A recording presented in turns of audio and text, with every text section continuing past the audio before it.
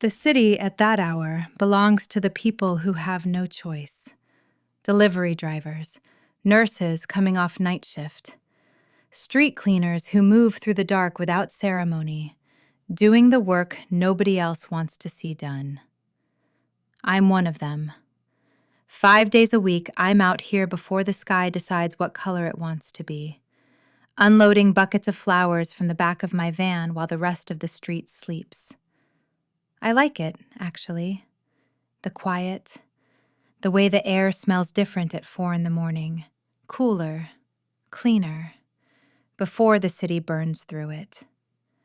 I like being the first one to flip the shop lights on, the way the flowers look in that first yellow wash, peonies with their heads still closed, roses standing up like they mean it, the soft collapse of sweet peas against the side of the bucket. My mother would have called it her favorite time of day, too. She was a nurse. She understood the particular dignity of doing necessary work while the world wasn't watching. I'm thinking about her, which is why I almost don't notice the van. White transit, moving slower than it should for an empty street. I register it the way you register most things at that hour, distantly, the thought filing itself away. I bend back into my van for the last 2 buckets. When I straighten up, the van has stopped. The side door opens. A body drops onto the pavement. Not fell, not stumbled, dropped. Deliberate and unhurried. Like a thing being set down rather than abandoned. The van door rolls shut. The van drives away. I stand there with a bucket in each hand. The man on the pavement moves, which means he isn't dead. My whole body recalibrates around that fact. He pushes himself up onto one forearm. In the amber light from the street lamp, I can see his face. Jaw set, eyes open, focused. He's bleeding from somewhere on his side, a wet dark spread across the fabric of his shirt. His jaw has taken a hit, the skin purpled and swollen. I set the buckets down. I don't know exactly when I decided to do that. I crossed the pavement, crouched down beside him. Up close, he was worse. The blood had soaked through properly. His knuckles were split. He was breathing in a way that suggested breathing hurt. I reached for my phone. His hand closed around my wrist. Not hard, not a grab. Certain. The way you'd stop a door from closing in a drought. His fingers are warm. He is looking up at me with eyes that are completely, unnerving steady. "Don't," he says. His voice is quiet, low. He doesn't say it like a threat. He says it like a fact. He is very large. Even lying on the pavement, I can tell that standing, he'll be a head taller than me. Broad across the chest and shoulders. Built for something more serious than any job I've ever done. He should be in shock. He should be disoriented, defensive, panicked. He is none of those things. He watches me like he's waiting to see what I decide. His grip on my wrist is steady as a clamp and completely without aggression. I am aware, in the particular way that your body knows things before your brain has caught up, that this man is in control of this situation in a way that has nothing to do with how much he's bleeding. I don't call.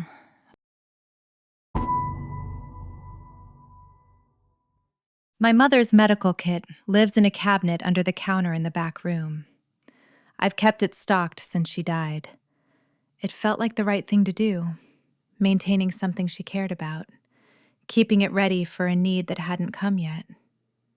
The need came. He made it through the back door on his own 2 feet. That tells you something. I got him onto the low stool by the cabinet, the one I use when I'm working on tall arrangements, and he sat there without complaint while I opened the kit and assessed. The cut on his side was long, but not deep.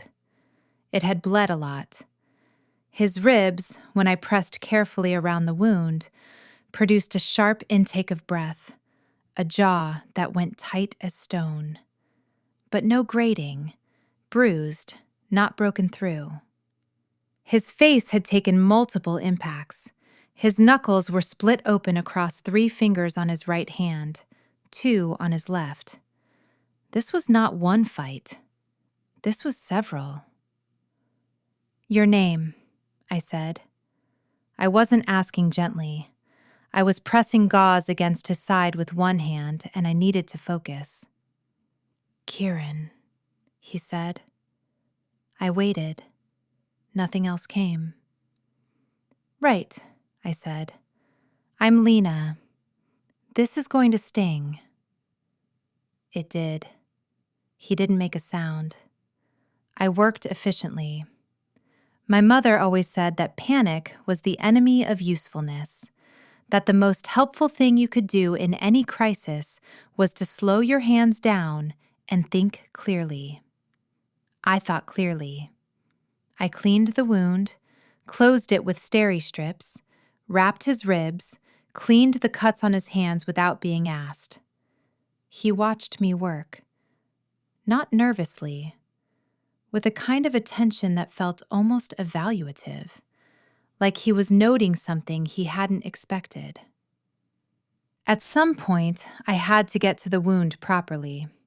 I said nothing, just folded the hem of his shirt up. The fabric was damp and sticky with blood.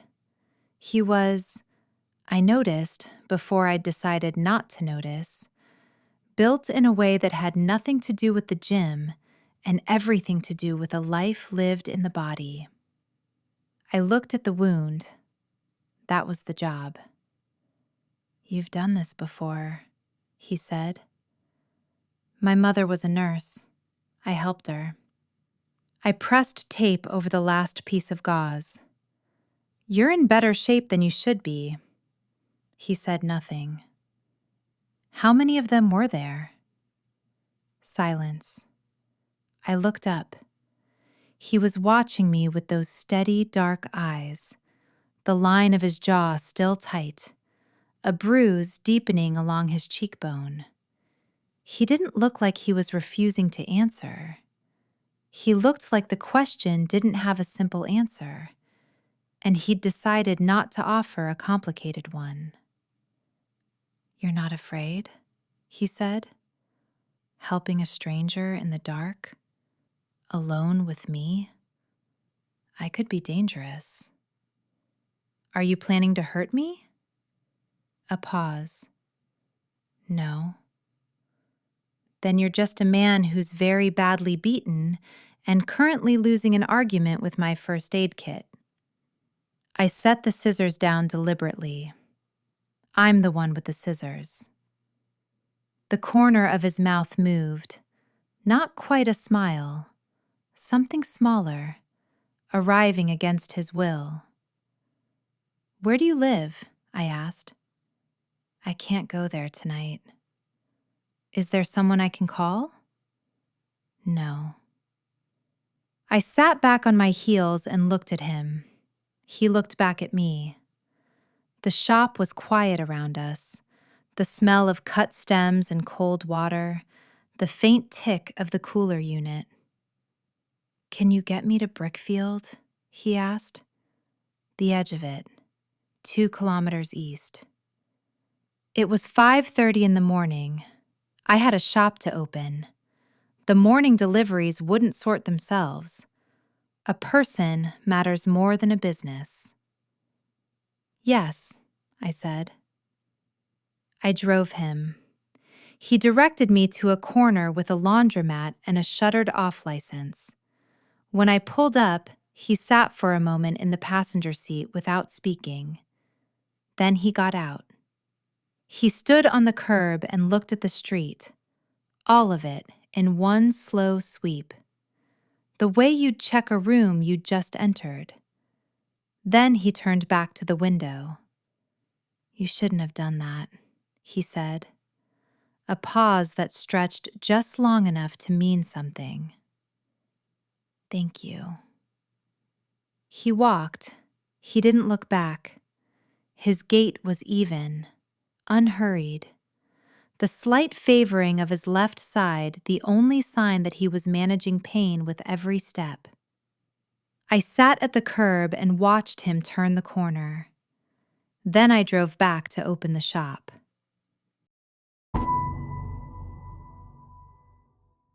Three days pass. She works. She thinks about him less than she tells herself she does.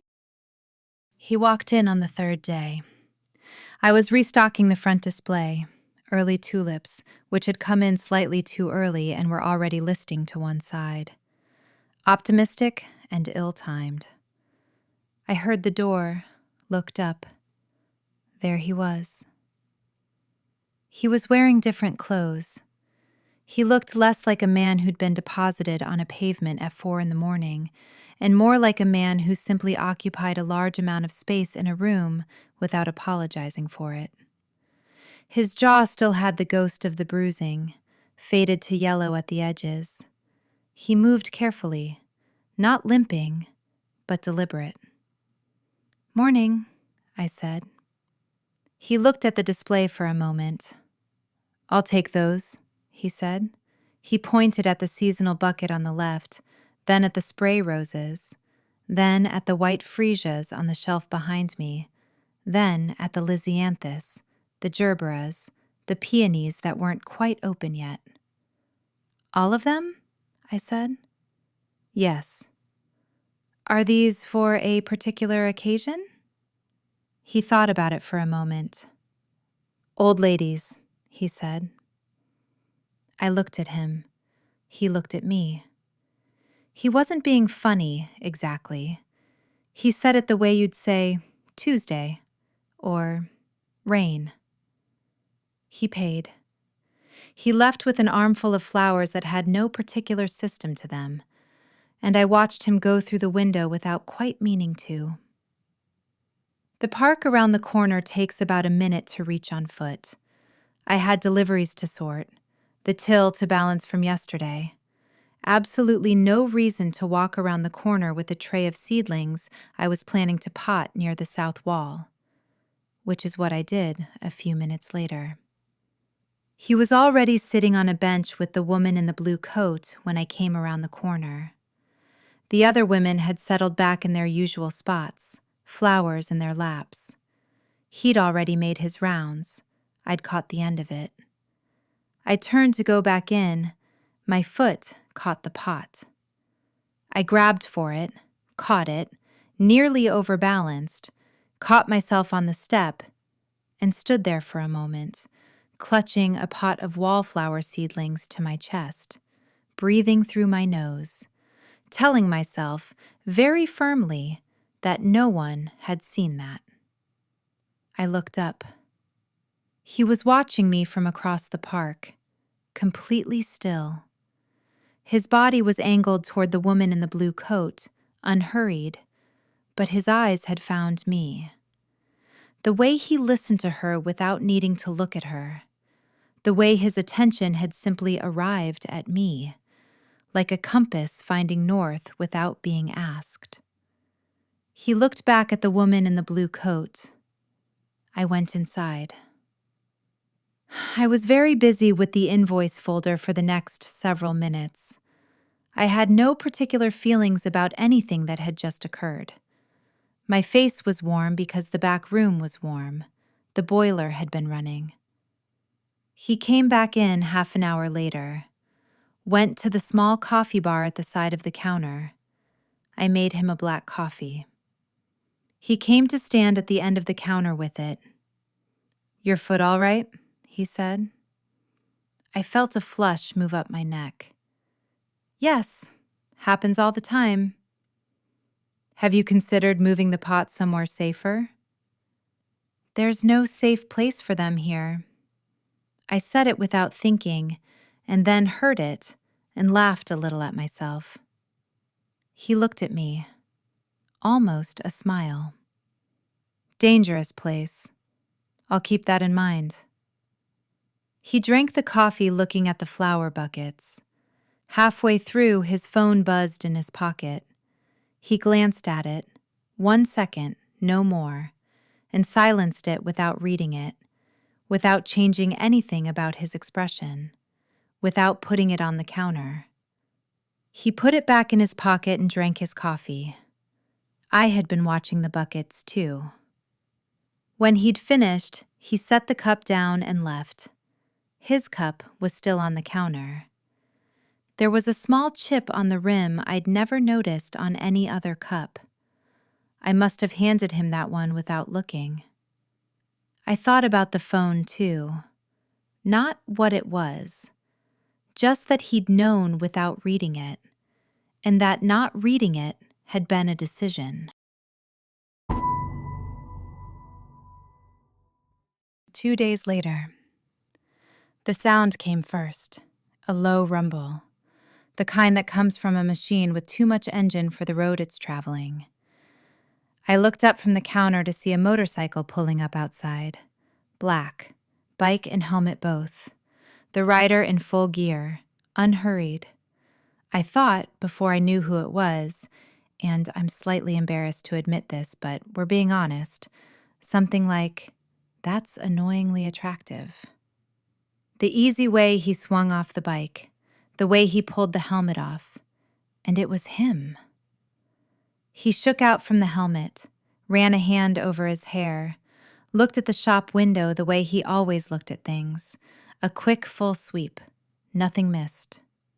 He was wearing a dark jacket over a gray shirt. His jaw had mostly cleared up. There was something about his stillness in the moment before he moved, the way he hadn't looked at his phone, hadn't checked his watch, hadn't done any of the fidgeting things people do when they're waiting. He just stood there, present. I went back to my order sheets. He came in, bought the same flowers as before, different varieties, same total chaos of selection, and left. I waited a reasonable amount of time, approximately 4 minutes, before taking my small trowel and a tray of seasonal seedlings out to the garden at the corner near the park. It's a small patch, probably 2 meters square, built around the base of a carved stone sculpture, a simple flower, worn smooth from decades of weather. The lines of it soft now, almost abstract. The plaque beneath reads, "Simplicity is the most beautiful thing in the world." The council planted the garden initially, but they stopped maintaining it years ago. I took it over without asking. It seemed like the right thing to do with a corner that someone had cared about once. I was on my knees, pressing soil around the base of a new primrose, when I heard footsteps behind me. He stopped. I knew without looking, the particular weight of his pause. I kept working. He could look at whatever he liked. I heard him read the plaque, not out loud, just the quality of the silence changed. A breath held for a moment longer than breathing requires. "What are you doing?" he said.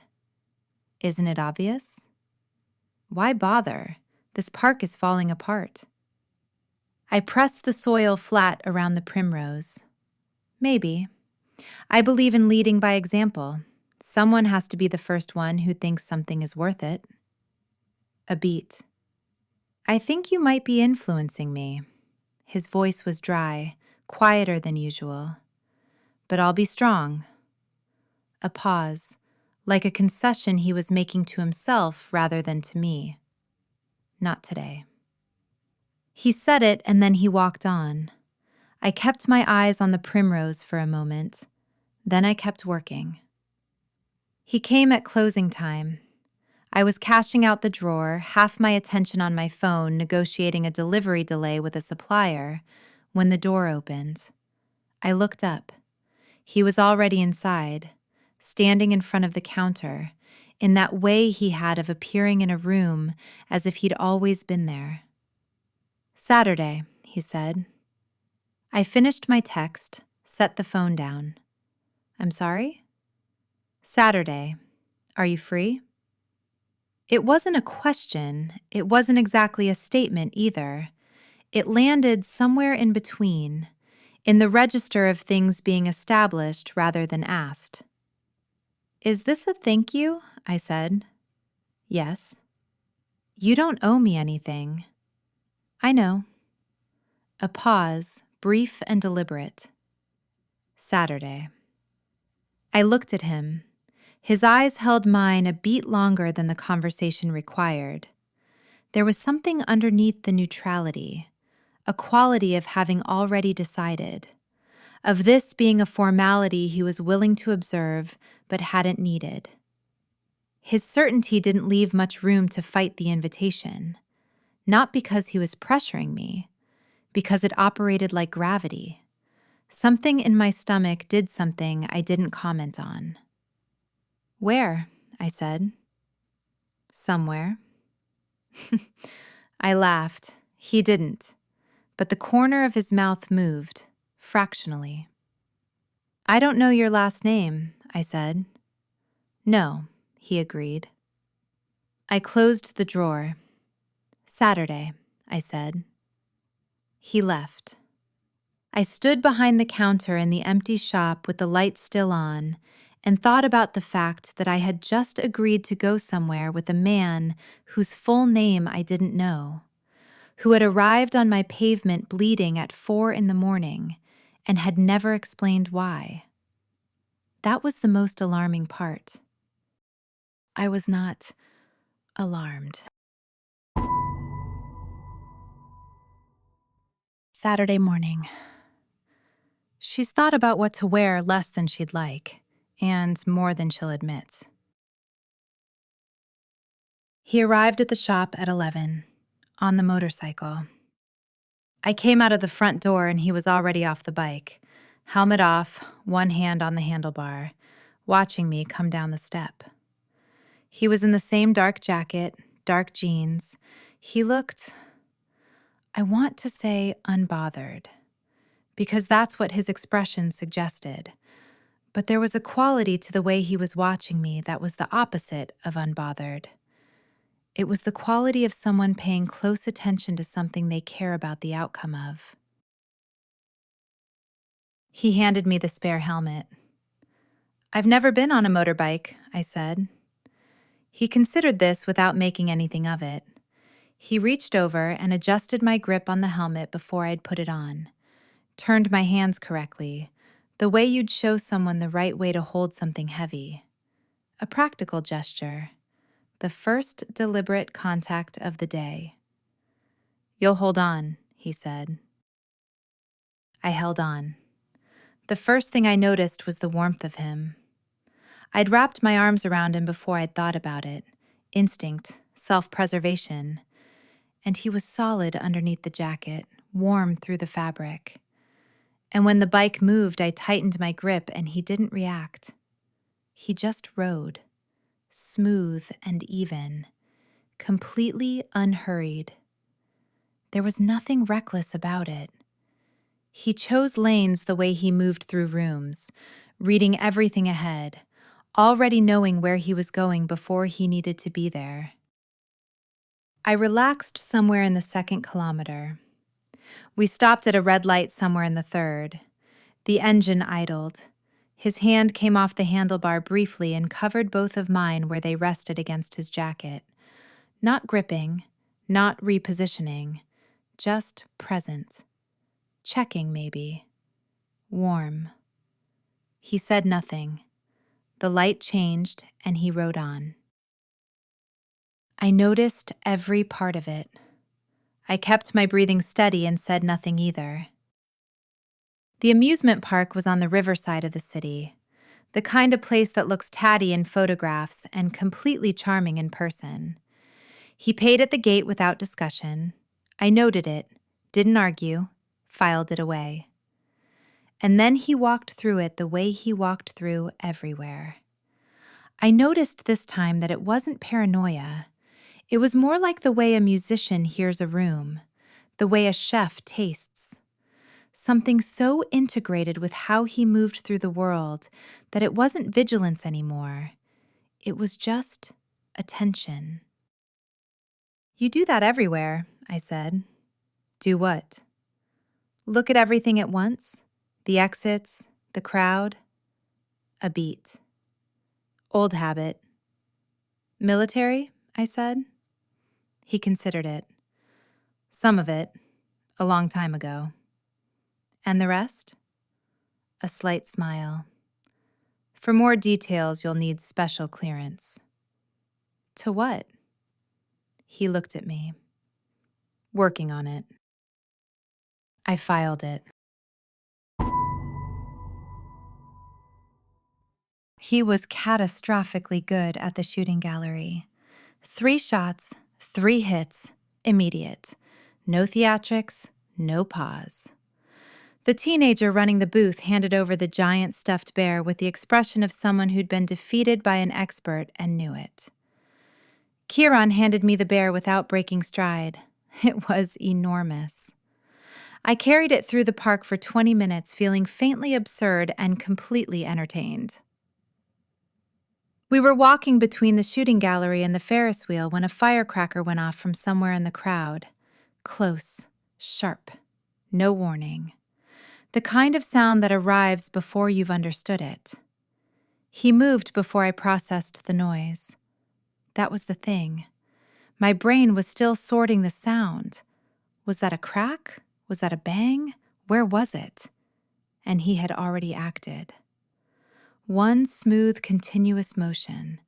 He stepped forward and to the left, his body angling into my path, his hand coming to my shoulder and my arm together, turning me. Not a push, not a grip, just a redirection.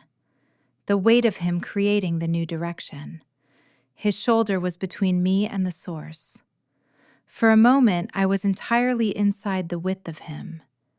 And then he was still walking, and I was still walking, and the whole thing had lasted less than 2 seconds. He didn't mention it. He didn't look back toward the sound. He simply continued walking toward the Ferris wheel. His hand dropped back to his side. His pace exactly what it had been before. But after 2 steps, he turned his head, not toward the crowd, toward me. Checked my face quietly, not making it a moment. "All right," he said, low, almost under the noise of the park. "Yes." He nodded once, continued walking. He was already scanning ahead again, but he'd checked me first. I looked at him. I hadn't felt afraid, I hadn't had the time, but I'd felt every second of it. The Ferris wheel had a weight. We stood in it with the bear between us, which he eventually took and held under one arm like it weighed nothing, which it probably didn't, for him. The car at the top was small, smaller than it looked from the ground, and he folded himself into it with the particular effort of a large person accommodating a small space. We were close in a way that the metal bar between us made official, but did not quite manage to make neutral. "You're scanning again," I said. Below us, the park spread out, the river beyond it catching the noon light. Force of habit. He turned away from the view, looked at me instead. "The corner garden," he said. "How long have you been maintaining it?" 3 years, maybe 4, I said. "The council doesn't pay you." "No." "Does anyone know it's you?" I thought about it. Probably some of the women in the park. No one official. He looked at me for a moment with that particular quality of attention, like he was noting something, filing it somewhere specific. "Are you actually afraid of heights?" I said. "No." "You're lying." "Yes." He said it without inflection. Neither of us moved away from the other. Below us, somewhere near the food stalls, a cluster of balloons came loose, drifted up and past the wheel car, bright against the midday sky. "Look," I said. I turned to point instinctively, and he leaned across to see from my side of the car. Our faces ended up very close together. He registered it. He didn't move away. He was very still. The stillness that meant he was paying attention to something specifically, not the stillness of not knowing what to do. He turned his head slowly until we were almost nose to nose, and he looked at my mouth. He'd created the possibility, opened it, and held it there, without taking it.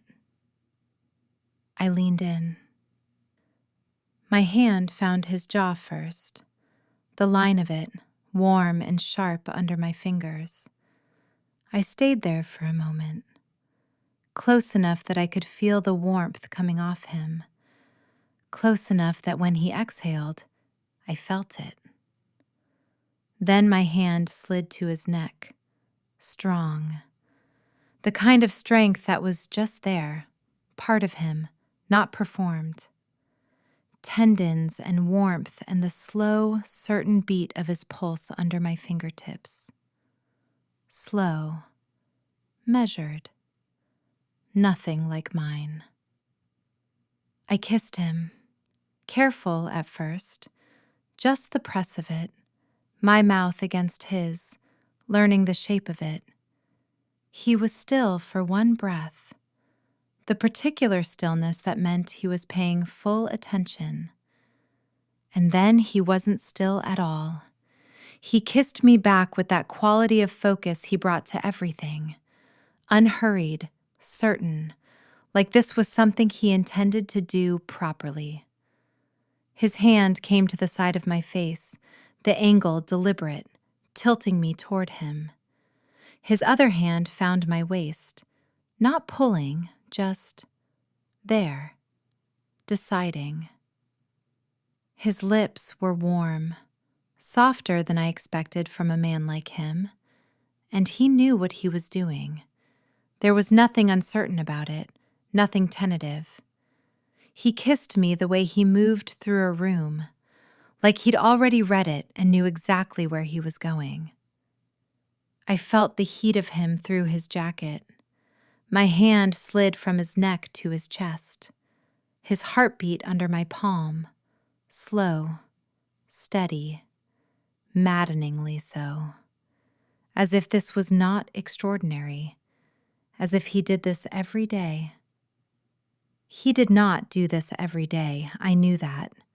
I felt it in the hand at my face, in the way he hadn't moved away from me since the balloons. The city below us did whatever it was going to do. I wasn't paying attention to the city. When it ended, I leaned back, only slightly. His lips were warm, and I wasn't finished with them. I leaned in again, brief, just the press of it. He met me there. Then again, smaller, slower, the kind of kiss that isn't trying to be anything except close. Neither of us was in any particular rush to be done with this. He let me. More than let me. He was there for every one of them, completely present. His hand still at my face, his thumb at my cheek, like he was keeping track of something. The cabin slowed. The ground was coming up. I pulled back properly this time, my hand still resting against his chest, his heartbeat still slow under my palm, steady as everything else about him. When the car brought us back down, I was slightly flushed. He looked exactly the same, technically, except his jaw was tight, and his eyes didn't go to the exits for the first 10 minutes after. Then he said, one full beat later than the moment warranted, "That was smooth." It surprised me. The laugh came out a little undignified, the kind you can't manage the edges of. And I heard something I hadn't heard before. Him laughing. Not a smile, a laugh. Low, brief, real. Gone almost immediately. But it had been there. I looked at him. He was looking at me with an expression I hadn't seen on him before. We walked out through the car park as the afternoon started to thin. He stopped. The change was subtle and total. Weight redistributed, both feet planted differently. His hand moved to his left side, not reaching for anything, just a habit of where his hand knew to be. His eyes had fixed on a point across the car park. Two men sitting in a gray hatchback, engine off, not doing anything, just there. He looked at them for 2 seconds. Then he turned back to me and said, "The bike's this way." He put his hand on my back and guided me, not urgently, through the remaining cars to the motorcycle, his touch steady, his body between me and the hatchback the entire way. I didn't ask, but I'd seen all of it, the shift in him, what his body knew to do before he'd decided to do it. I hadn't said anything, but I'd seen. A week. Nothing. I told myself I wasn't counting. I was obviously counting. By Friday, I was listening for motorcycles and disliking myself for it. A specific, low sound, the kind with too much engine. I knew which one it was. That was the problem. He arrived at closing time on Saturday, a week to the day. He looked worse than the first time. Not bleeding, the wounds were already closing, but the quality of it was different. The bruising was deeper, more considered. Someone had been deliberate about this. I let him in without a word, locked the door, got the kit. He sat on the stool in the back room. I stood in front of him, close. The space was small, and this was where the kit was, and I told myself those were the only reasons. He was looking up at me. The line of his neck was exposed, the tension in his jaw visible, the tendons in his throat working when he swallowed. He was managing something, several things. I worked on his face first, the cuts above his eye. He sat still. I stopped when I had what I needed, stood there with a piece of gauze and looked at him. "What do you do?" I said, not gently. He looked at me for a long moment. "There was a man," he said. "He was going to keep hurting people. The official routes were..." A pause. "Blocked. Or not interested." I removed him from the situation. The gauze was still in my hand. Removed. He said nothing. "Did he deserve it?" I said. "Yes." "Are you sure?" "Every time." He said it the way he said most things, flat, without decoration. But there was something underneath it, something that had been thought about many times and arrived at the same answer each time, with the same weight. I looked at him. The back room was quiet around us, the cooler unit ticking, the smell of cut stems. His hands came to my waist, not pulling, not asking for anything, just present. His palms warm through the fabric of my shirt, the size of them encompassing. He looked up at me with those steady, dark eyes, and I thought about a white van at 4 a.m, a man who said, "Don't," like it was a fact rather than a request. My hand moved to his hair. I don't know when I decided to do that. I'm not sure I decided. It was more like finding my hand there after the fact. He held very still. I looked at him. He looked at me. "Don't disappear for a week without telling me," I said. Something moved across his face. "That's what you want. Telling you." That's where we're starting. The thing about intimacy is that it builds in the ordinary spaces, not in the dramatic moments. In the week of Tuesdays. The following 3 weeks, a sequence. He came to the flat above the shop on a Thursday. I'd told him about it, the stairs at the back of the building, and he'd filed that away in the way he filed everything, completely and without appearing to. He knocked. I let him in. He was careful with my space, not self-conscious, careful. The way a person is careful when they understand that someone else's home is their particular domain and they're a guest in it. He stood in the kitchen doorway while I made tea and looked at my bookshelves without touching anything. I put music on, something I liked, a singer he'd never heard of.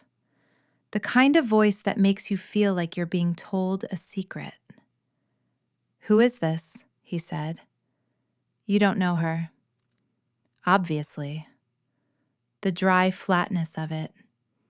That's why I asked. I smiled at the kettle. He kept listening. We drank tea. He sat in the chair by the window. I sat on the end of the sofa closest to it. "The man you removed," I said. "The official routes were closed. You said that." "Yes." "But closed isn't the same as impossible. It means slower. It means harder." He looked at me. "It means more people get hurt while you wait." "Maybe." I set my cup down. "Or it means you don't decide alone who deserves what. There's a reason those routes exist. There's a reason they fail." I know they fail. I watched my mother work within a system that failed people regularly. She didn't decide to go around it. Something shifted in the line of his jaw. Not irritation, something more considered. She helped people within the harm that was already happening. Yes, that's the job. That's not the job I do. Neither of us had an answer for that. He'd push back, and I'd feel the weight of it, his stillness in that chair as deliberate as everything else about him. The kettle clicking off, neither of us moving to pour it. He left at 11. At the door, he paused, and I thought he was going to say something significant. He said, "Your tea is too strong." "Thank you," I said. "Good night." The corner of his mouth, gone before it arrived. He went down the stairs, slowly. The flower arrangement was a large one, a corporate order, 50 stems minimum, a color palette I wouldn't have chosen. I was building it in the back room on the wide table. He was there, reading the paper at the counter, which he'd taken to doing in the mornings. Without preamble or explanation, a cup of coffee and the paper for an hour. He came to stand behind me. I knew he was there before he touched me.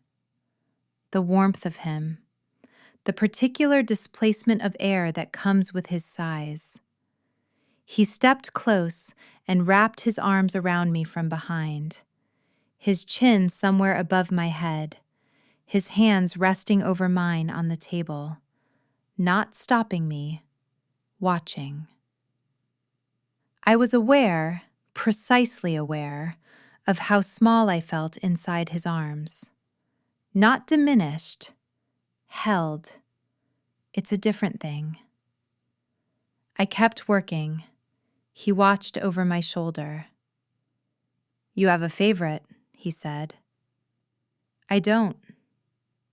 He lifted one hand from mine and pointed to the pale yellow ranunculus I'd set aside on the right.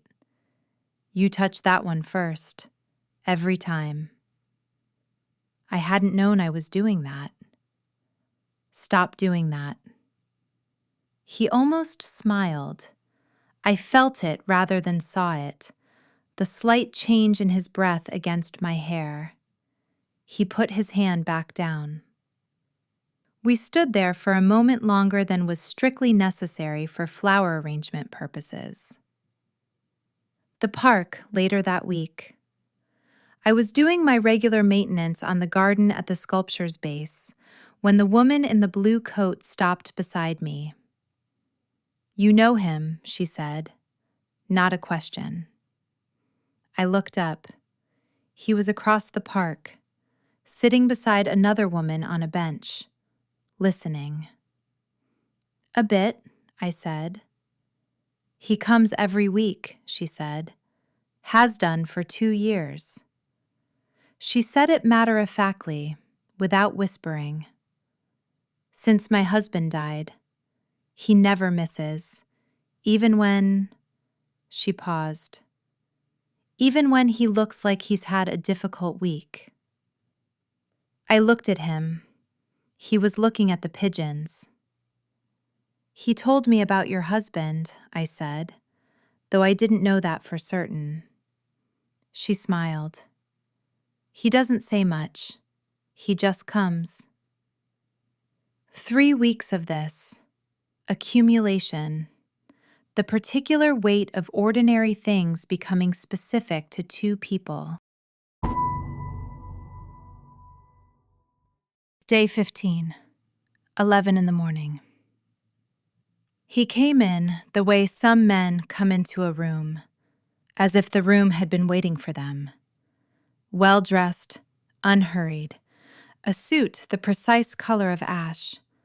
Pleasant face, the kind of face that has been arranged into pleasantness and holds it there regardless of what's underneath. "Beautiful," he said, looking at the display. He had a slight accent I couldn't place. "You have an eye." "Thank you. What were you looking for?" "Everything," he said expansively. "All of it." He bought armfuls, didn't ask what anything was, didn't ask prices, didn't ask whether anything would survive the day. I wrapped them. He watched me work. At one point, I was reaching for the paper. I wasn't looking directly at him. He moved a stem from the bucket beside me. I felt his hand near my face before I understood what he was doing. He pushed a small stem that had been angled near my cheek back into the arrangement. "Blocking your face," he said pleasantly. He hadn't asked. He loaded the flowers into the back of his car, a black sedan, a driver who didn't get out. He tossed them loose in the back, no thought for where they'd land. He hadn't wanted the flowers. I understood this fully and calmly and without being able to explain it. I called Kiran. No answer. Day 16. He came back. He bought more flowers. He asked, conversationally, about the area, the street, whether I'd had the shop long. He had the manner of someone making small talk at a party, and it sat on him the way a suit sits on a mannequin, correctly, entirely without warmth. "A funny thing," he said, turning a stem in his hands. "A man was found hurt outside here a few weeks ago. Did you hear about that?" "Vaguely," I said. My hands were still. I made them move. "These things happen. He set the stem down.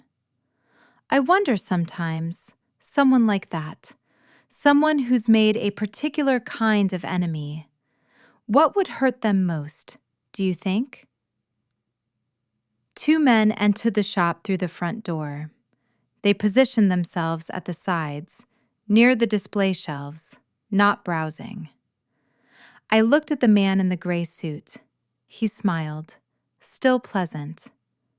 "I'm just talking," he said.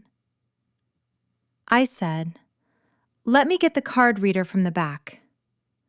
I walked to the back room slowly, without hurrying. He was watching me. I knew he was watching me. I went to the counter, to the shelf below it where the kit lived. I found a scrap of paper from an order pad. I found a pen. I wrote, 3 bad men. I tucked it under the corner of the kit, exactly where Kiran's hands went every time I'd treated him, where he'd know to look. I came back out with the card reader. I processed the transaction. I said goodbye. They left. I stood behind the counter for a long moment after the door closed, my hands flat on the surface. I did not call Kiran. He would walk in without knowing what was already here, without preparation, and I would not be the reason for that.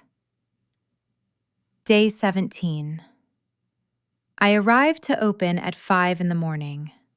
I came in through the back the way I always did at that hour, up the rear stairs, through the back room, the smell of cut stems and cold water before the lights were even on. I stepped through into the shop. The man in the gray suit was sitting in the chair I kept in the corner for customers waiting on large orders. In the dark, perfectly comfortable. 4 men stood around the shop, positioned like furniture. The front door was across the room, past all of them. He looked at me with that pleasant, arranged expression. "Good morning," he said. "You're prompt." He told me later what he found when he came in. The shop was unlocked. That was the first thing. He'd learned this entrance, the way the door caught on the frame if you didn't turn the key in fully, the particular sound of the latch. He'd come and gone through it enough times that his hands knew it. The latch gave. He pushed the door open. He stopped. A vase on its side on the display table, not broken, tipped, the water spreading across the wood. 2 of the small buckets displaced from their usual positions. The stool I kept near the door 2 feet from where it normally sat. He read the room the way he always read rooms, not searching, receiving, letting the details arrive and arrange themselves. Entry from the front, multiple people, movement toward the back, not panicked movement, controlled.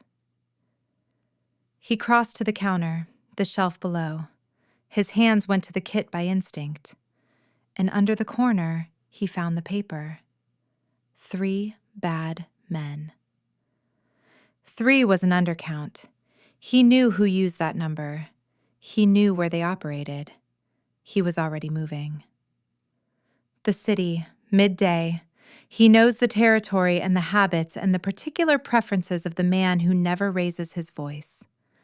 The motorcycle knew the route before he'd consciously chosen it. He mapped it as he rode.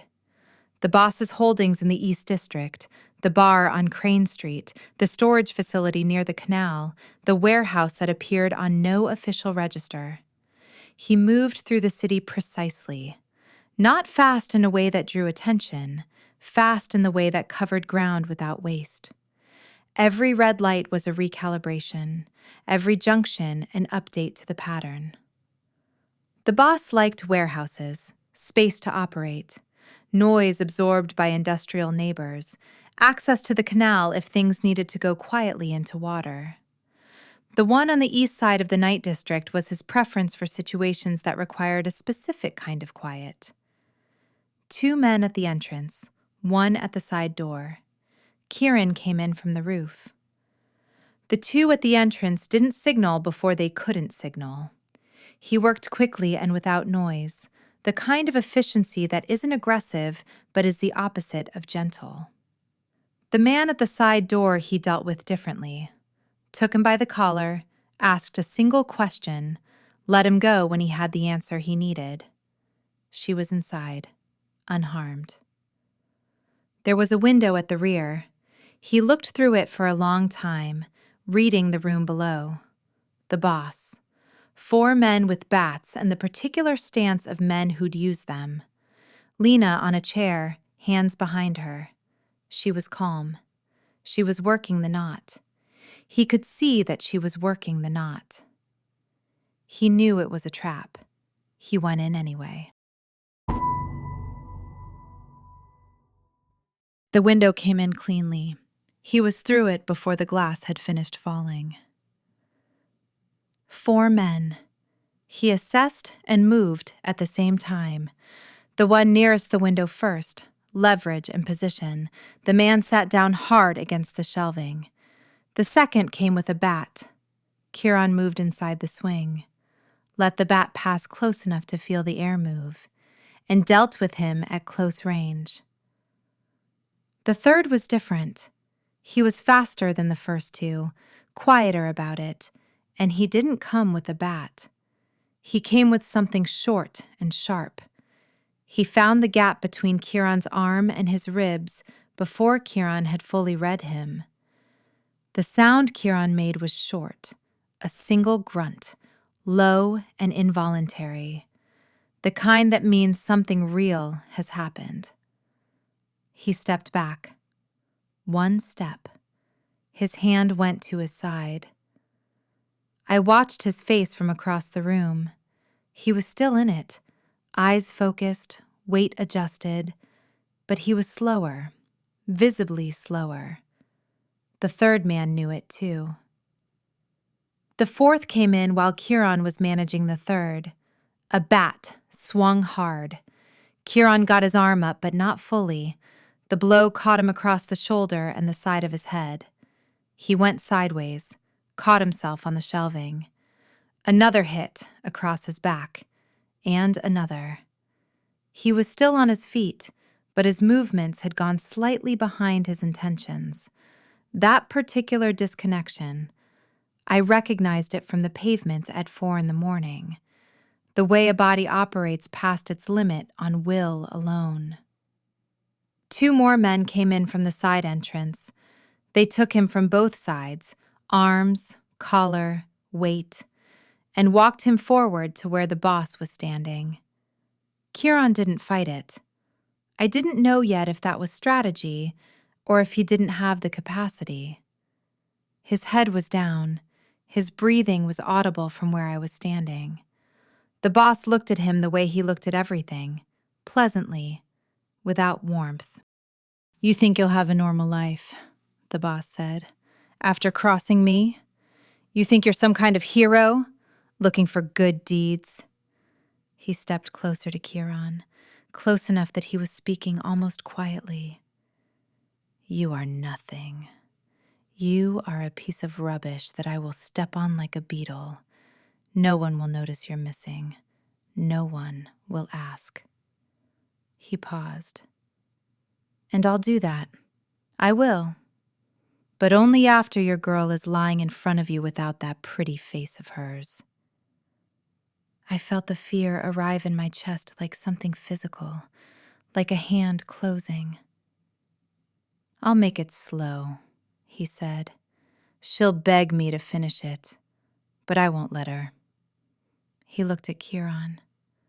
"I'll make you finish it. So you carry that. So that's the last thing you ever did for her." Kiran's head was still down. I was watching him, his breathing, the way his hands were held. He was in and out of full presence. I could see it.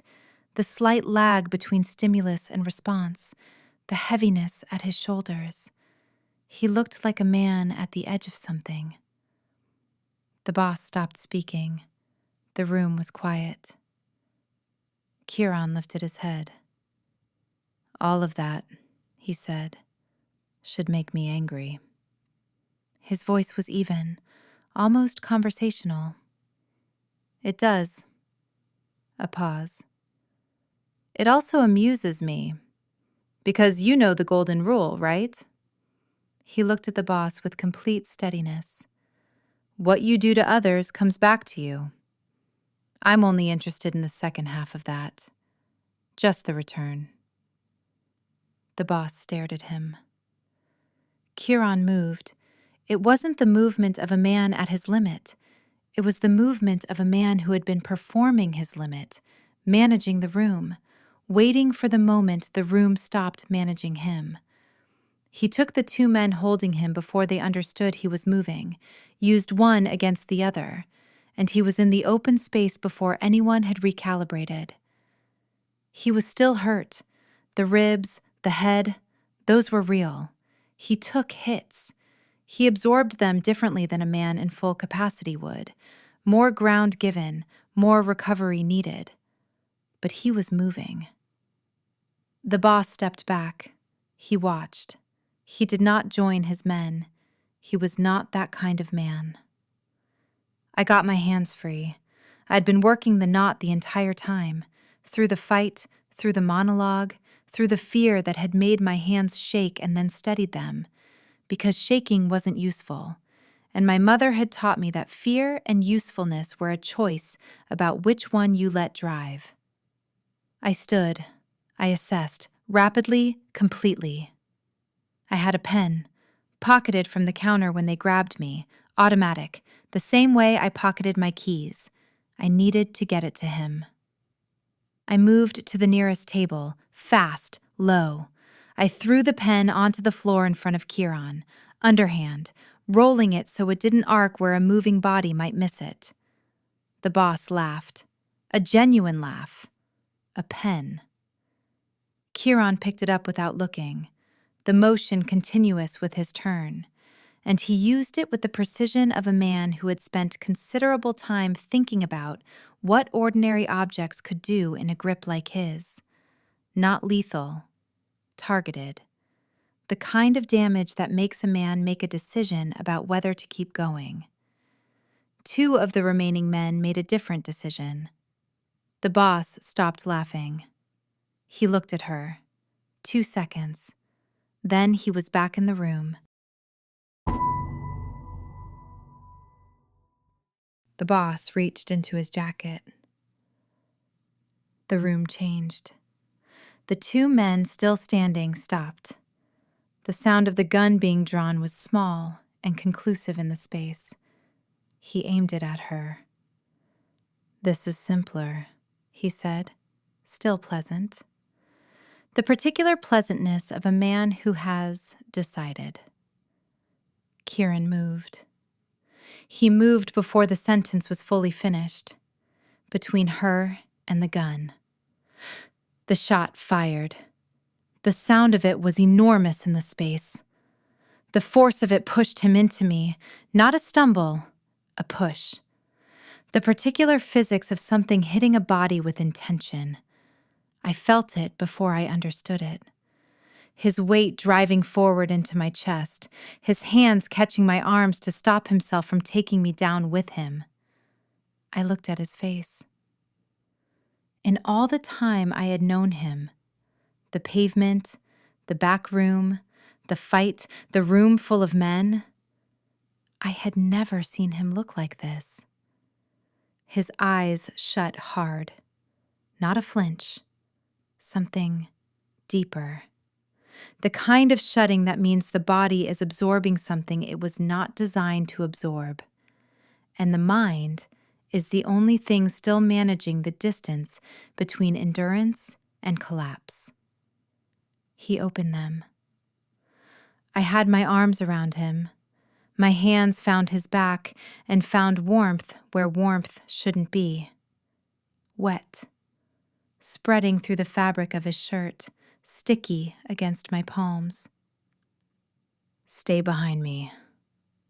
His voice was lower than I had ever heard it, quieter unsteady at the edges in a way that nothing, not the first night, not the confession in the back room, not the fight, had made it unsteady before.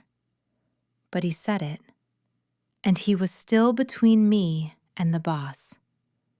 From outside the walls, shouting. The particular shouting of people with authority and equipment moving toward a specific location. Shots fired! Distinct, even through concrete. Movement at the outer doors, commands, someone with a radio. The boss looked at the doors, the calculation on his face visible and rapid. The two remaining men looked at each other. The front doors came in. Light, noise. The particular controlled chaos of law enforcement entering a room they've been waiting to enter.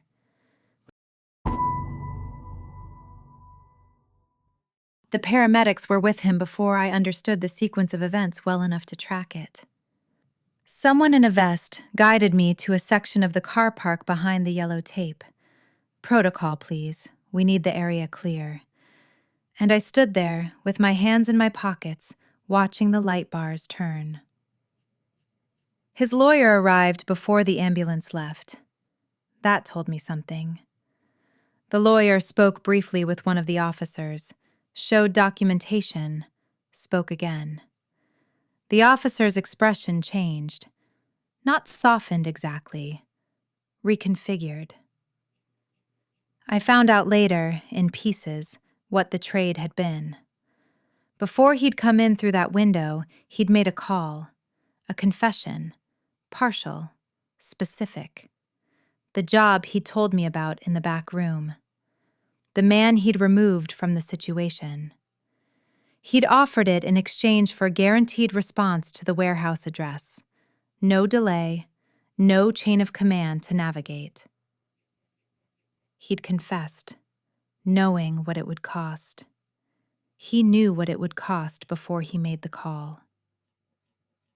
They cuffed him to the gurney by protocol. I saw that, the glint of metal at his wrist while the paramedics worked around him. And he turned his head once, while they were preparing to move him. He found me in the crowd of people and activity and flashing light with the immediate precision of someone who knew exactly where to look. I thought about a room full of exits that he always identified first. The way he could read a space completely before anyone else had finished walking into it. He looked for me specifically. That was different. The gallery was almost full. I sat in the third row. I wore the coat I wore to the market on Saturdays, which has nothing to do with anything, but I remember it. I remember the particular smell of the courtroom, floor polish, recycled air, the faint, dry smell of paper that has been read and reread. I already knew what he'd done. He told me himself, in the back room, with my hands on his face and his hands at my waist. He'd told me without telling me, and I'd understood without asking for confirmation. I knew. A courtroom is different. There's a language to it, a formalization that makes the thing real in a different register. Dates, specific addresses, the particular vocabulary of people who deal in documented fact.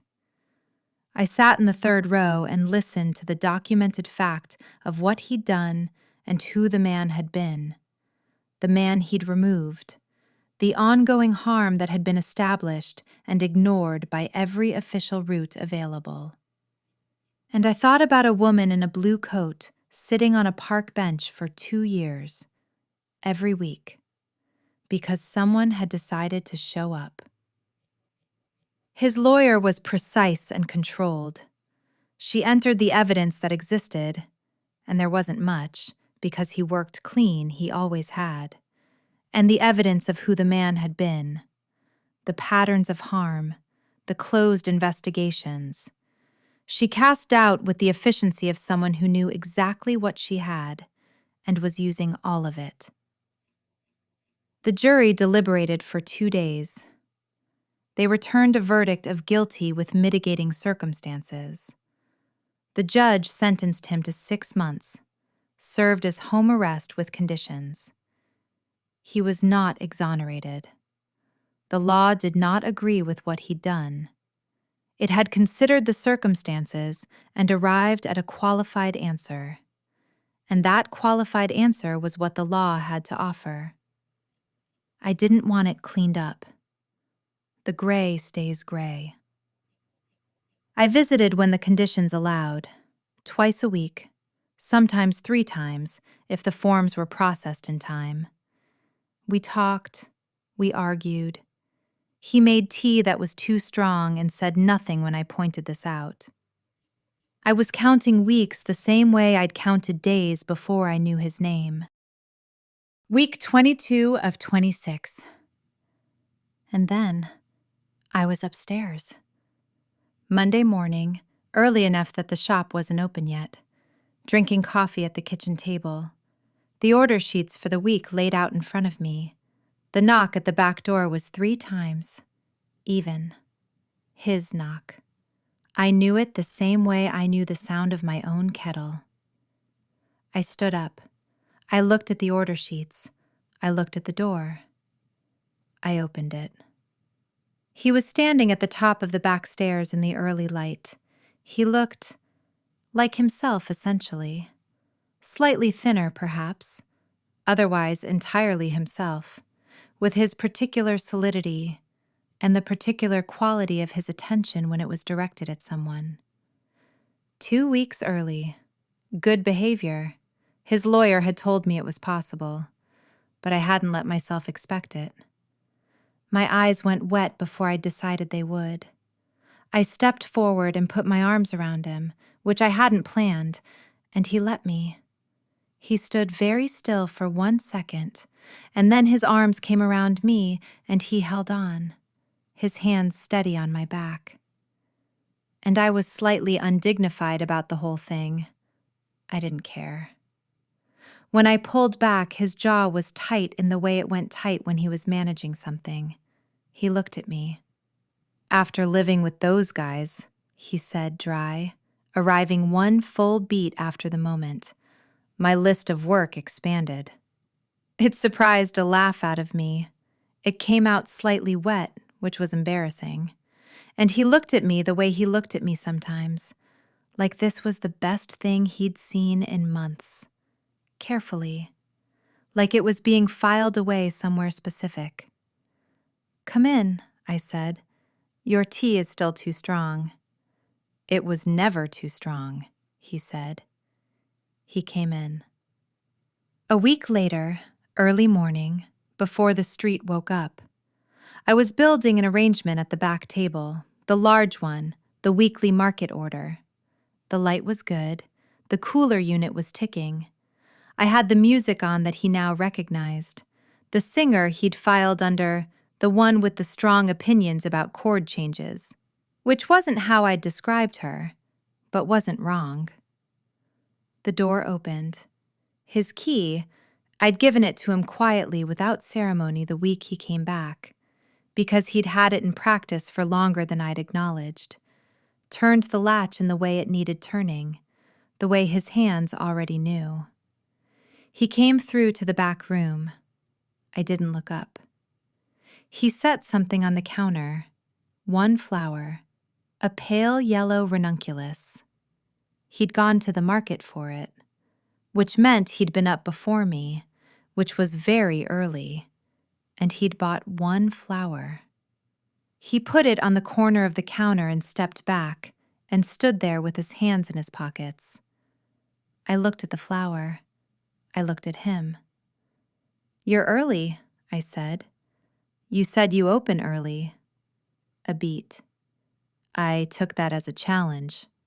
I picked up the ranunculus, the stem cool between my fingers, the head of it barely open, the particular pale warmth of that yellow in the morning light, the one I always touched first, the one I'd never admitted had a preference attached to it.